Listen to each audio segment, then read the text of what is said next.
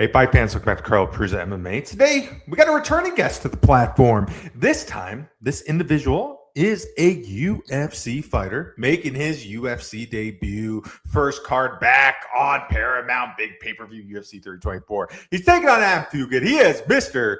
Ty, the Thriller Miller. Ty, what's up, my friend? How are you? What's up, man? I'm doing good. How are you?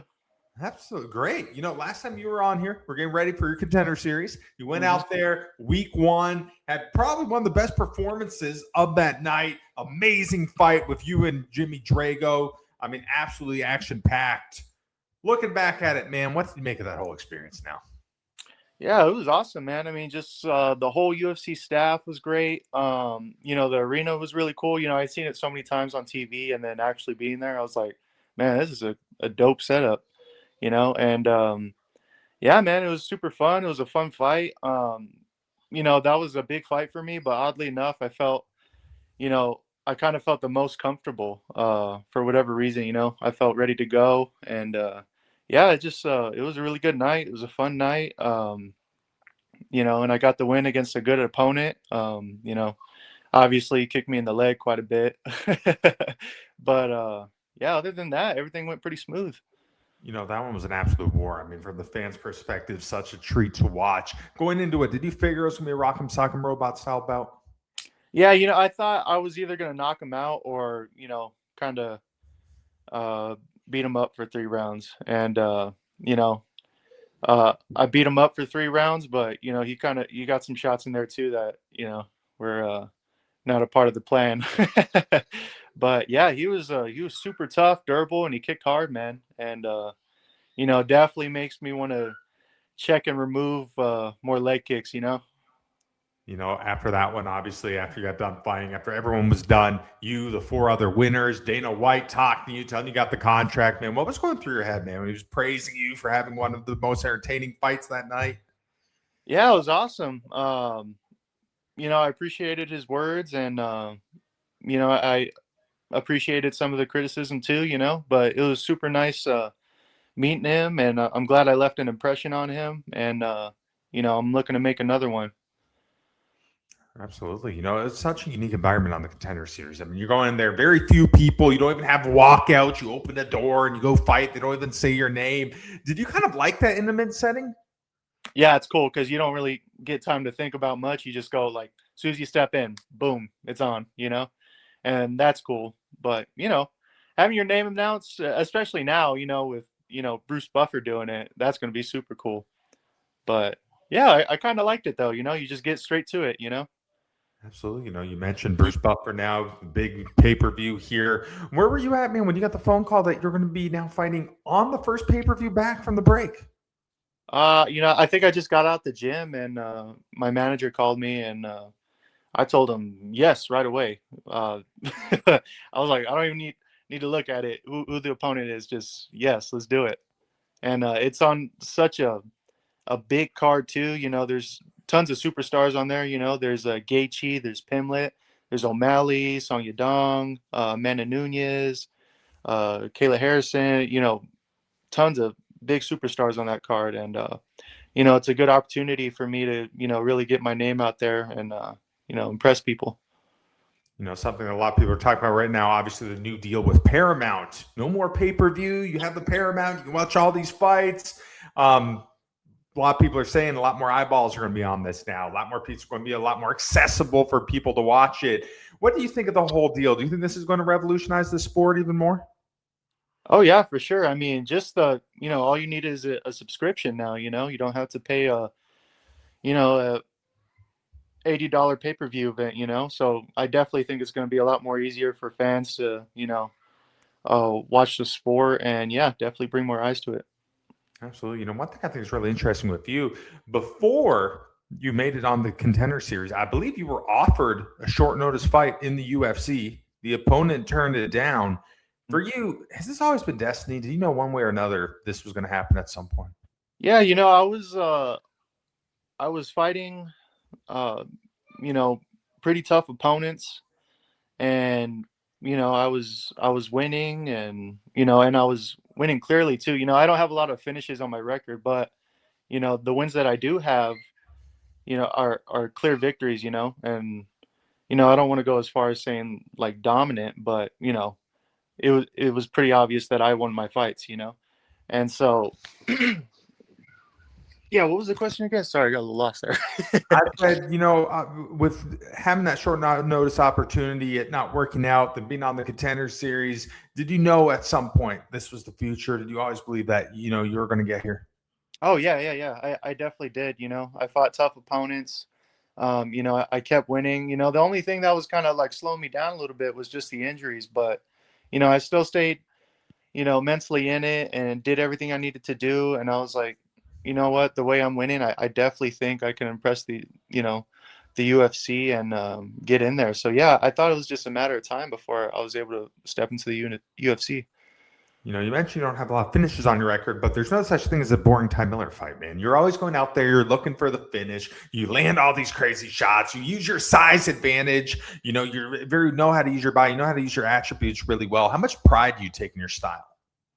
Yeah, yeah, I don't have a lot of finishes, but I think it's a lot of times, to me, they're very exciting. And, from what I've heard from other people too, like I have a very exciting style, and it's a style that people generally like, I'm a sprawl and brawl kind of guy. And don't get me wrong, I like to clinch. I like to, work my grappling, and I would like to take someone down and show my ground game too. But yeah, I like to stand and bang, man. Absolutely. Now that you're in, do you really feel like the journey has now truly begun? Yeah, yeah. I'm only 25 in the UFC, and there's tons of room for growth. And I would like to be as busy and as active as possible. And yeah, I'm just super excited for my career in this. For you, what's the ultimate goal? The belt for sure. I want to compete against the best and beat the best. And that's why you want to be in the UFC, really. Yeah. We talked about this a little bit last time you were on here, but there's so many people watching this product now. Very few people understand what it's like to be a fighter, right? Very few people understand what's it like to climb through the regional scene. You're not making Conor McGregor money. You're traveling all over the place. You're waking up early. A lot of people have these part-time jobs, full-time jobs. They have to manage this life with it. You have kids, a lot of responsibilities to try to make this happen. Knowing that you're in it, knowing that you did it, did you have any moment since the Contender Series where you kind of able to maybe look back a little bit and be like, this all been worth it? Oh yeah, for sure. I've enjoyed every single little bit of it, really. Even all the pain and suffering. I mean, I don't think people really understand, like, until you're like actually in it and fully committed. Like, God, like everything hurts, man. Every single thing, and it's a lot of hours. And then on top of that, like you go to work and then you're just thinking about training all day and you're like, man, I'm already kind of tired here. And then I got to go put like another 4 hours, 5 hours into the gym. But after you're done with those 4 or 5 hours, you're proud of yourself, man. You're doing the right things. Absolutely. There's a lot of casual fans who watch the sport now, and I don't think there's anything wrong with it. We need as much eyeballs as we can get. But, sometimes you hear in the crowd twist them and the what, and hear this booing and read this stuff on social media. What's your take? And at the end of the day, do you think it's just funny? Does it bug you at all? Just part of it? No, it's funny. It's super funny. I love all the UFC memes of the people in the crowd. You know what I mean? That stuff cracks me up. You have people that fully understand the sport, and you have people that are just like, oh, he should have done this, or why didn't you do that? But you need both. It makes it fun. Absolutely. So you're right. Fighting in Vegas, fight capital of the world, T-Mobile Arena. Obviously, when you were there for the Contender Series, you probably drove by that place a while, saw the PA, saw PI, see all that stuff. Do you have any moments when you were there? It's like, maybe one day that building, T-Mobile, that would be me. Oh yeah. Last time, I was cutting weight, and you don't just want to sit in your room the whole time. So we went walking around. We checked out all these different venues and stuff. And I walked past the T-Mobile. I was like, damn, this is a pretty cool building. I've never been over here. It'd be like, I was like, it'd be cool to fight here. And fortunately, I'm able to fight on there on for UFC 324. Absolutely. So UFC 324, you're taking on Mr. Adam Fugitt, guy who's had several UFC fights. He's a name, Overall, what do you think of him as an opponent here? Yeah, I think he's game. He's tough. He's I don't think he ever really gets discouraged. And if he doesn't get knocked out, he's tough. And he's willing to go into the fire. He's a lefty. I feel kind of awkward and slow, but sometimes that is an advantage for people. So I have to, be careful, pick my shots right, and be on point. But I feel I'm a lot faster than him, and I hit a lot harder. And I think I could catch him and knock him out. In my opinion, I really feel like this one's kind of going under the radar just a little bit because I see a lot of fireworks here. If it goes the distance, I could see this potentially as a fight of the night candidate here. Could you see this one being an absolute war? No, not really. I think I'd dap him up, honestly, man. I have a lot of respect for him. He's tough. I know he's about it, but I think I'm gonna beat him up. This one a little different than your last one. Obviously, you throw the crowd in there, but the cage a little different. You're fighting in a bigger cage here. This might be a little bigger than anything you fought on the regional scene. Do you think what does that do to your game? Do you think that means anything to this? Yeah, I mean, I just have to do a better job of cutting him off. When he's circling along the cage and things like that. And if I need to, I have tons of space to move around. And yeah, but I don't think it's gonna make too much of a difference. You think it's a good opportunity to maybe get your first bonus in the UFC? Yeah, absolutely, man. I'm looking to start the year off right and show the new eyes what the sport's about and what I'm about. There's so many people watching it, like we talked about a couple minutes ago. But I think a lot of people just see one element of fighting, and I think that's just the training. They know you're trying to get in the UFC, trying to get bigger fights, win belts, all that stuff. But very few people understand the fight outside of the fight. And to me, that's that fight to secure financial freedom. That's that fight not to follow societal norms. That's that fight to live life on your terms, not have to clock in at 9 o'clock, not have to clock out at 5:30, create a following, spread the message on the world that you want. Has that been a big part of the journey for you? Yeah, for sure. It, the thing that like intrigues me the most is that I'll be able to spend more time with my family, obviously, because knock out a session in the morning, then I can come home to the kids and the wife and relax for a little bit, and then go train again, and then come home, as opposed to working from 7 a.m. to 4 p.m. and then as soon as I get off work, I gotta go straight to the gym. And then plus too, like I don't have to stop and think like, hey, can we afford this right now? I could just get shit. Do the kids understand what you're doing? Do they realize their dad's in the UFC? I'm not too sure. I have a 2-year-old and a 5-month old. And so, I'm not sure if my 2-year-old really understands yet, but she's seen me on TV and, my wife tells me that she'll just stop and stare and just like, she'll be like, hey, it's dad. Obviously a lot of people say, when you have kids, life changes for you. Was that even more of a factor to get to where you're at? Yeah, I could not mess around at all. Like time is very important to me right now. So I have to get things done and, I can't mess around and do whatever I want anymore. I have to prioritize everything. One thing I love about martial arts is the values and, morals, ethics that goes into it, man. I've had guys on the show tell me when they first started doing MMA, they were down a bad road. They didn't have structure. MMA provided guidance and made them who they are today. For you, how have you grown and evolved from your time in the sport?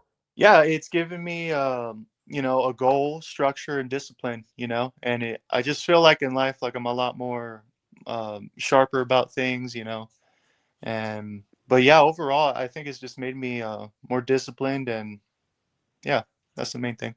What do you want your kids to take away from this journey in this? I just want them to know that they can do whatever they want. I feel like this is what I do is extremely hard, and it's extremely hard on your body, but I want them to know that they can do hard things too, so as long as they're focused and they got discipline and structure, they can do whatever they want. Absolutely. All right, before we wrap up here, I want to talk about some of these big fights coming up. I want to get your predictions on who you think is going to win some of these big matchups. So the co-main event of the card that you're making your UFC debut on, Kayla Harrison versus Amanda Nunes, a fight that we've been wanting for like 10 years now. We're finally getting it. Who wins it? I think I'm going to go Kayla. She just looks like the stronger wrestler, grappler to me. And then the main event on that one, what a banger. You got Patty the Baddies taking on Justin Gaethje, that title on the line. Who's walking home with it? God, that is such a hard one. I might go Pimlet. You know, he's younger. I think he'll be bigger too, and he's really good on the ground. And so I don't know how Gaethje will handle that. But yeah, I guess I'll go Pimlet. You know, speaking of size, obviously you're a guy in that division. You are very tall. You're one of the tallest guys always in the division, any scene that you've been on. Mm-hmm. How much do you attribute any of that to your success? I mean, is that just one of these features that you're blessed to have? Yeah, it helps for sure because, you know, it's no secret. Like if you watch any of my fights, I like to fight behind the jab, you know, and, you know, it's really good for keeping your range and distance and finding your range. But I also can fight on the inside too, you know. I was the one pushing Jimmy Drago against the cage and fighting on the inside, landing combinations. So I feel like I'm a fighter who knows how to fight, you know, long range, mid range, short range, you know. So, you know, it doesn't matter if the person's shorter or taller, I'll win. You're at the end of the month, another big fight over in Australia. Main event on that one, Diego Lopez, Alex Volkanovski, 2. Who wins it the second time around? Who is it again? Diego and Alex Volkanovski. I think I'll go Volkanovski. Yeah, I just think he's a smarter fighter. You know, Diego is kind of real scrappy, and I think Volkanovski knows how to deal with, you know, people like that. Absolutely. The last one I want to talk about, a big one in March. You got Charles Oliveira, Max Holloway, fight we've been wanting to see for a long time too here. Who wins that one? I'm going to go Max. Max is my boy. Absolutely. We should talk about some of the biggest names here in the UFC right now. You're on the card with some of the biggest names in the UFC here right now. Do you get motivation from these other guys when you're watching the other fights? Does that pump you up? Yeah, for sure. You know, I mean, I'm a big fan of Sean O'Malley and Song Yadong and Gaethje and Pimlet. And yeah, it's just cool because I'm going to be fighting alongside them now. So, you know, lets me know I'm doing some things right. Absolutely. You know, that division that you're in, man, has become one of the top divisions in the sport. So many great welterweights. Does that excite you knowing now it's just nothing but killers for you? Yeah, man. I mean, shoot, some of my favorite fighters are in the welterweight division, you know. I really like Jack Della and I really like Carlos, and, you know, like it'd be like such an honor to be able to compete against those guys someday, you know. Islam too. Has it fully set in for you that you're in the UFC? Yeah, it has. Yeah. I feel like I truly belong, you know. And yeah, I'm real confident in my skill set and my ability to perform. And yeah, I definitely feel like I belong, and I definitely feel like I'll be able to compete with those guys. You know, in my opinion, the mental side of fighting is another thing that goes under the radar. I personally think it's more mental than it is physical. For you, do you agree? Yeah, for sure. You know, because you know, especially like when you get later into the rounds, at some point, it just becomes all mental, you know, and your ability to push through things and still be sharp while you're tired, you know. Absolutely. All right, Ty, last question for you, my friend. In a perfect world, what is the outcome January 24th when you make your UFC debut? Knockout, round 1. Oh, knockout. Yep. Round 1? Finish, man. Round 1, yep. Absolutely. Fireworks and if maybe a $50K bonus with that? That's what I'm looking for, man. I need it. Absolutely. Well, Ty, man, thank you so much for jumping on here, talking to me again. Awesome to see what you did on the Contender. Very happy for you, man. Can't wait to see you get back in action. Thank you, man. I appreciate it. Have a good one, bro. Absolutely. That's it for us tonight. I'm Carl Prusa. He is the Thriller. He's Mr. Ty Miller. You can watch him UFC 324 taking on Adam Fugitt. Call me fireworks, ladies and gentlemen. Don't blink. Take care.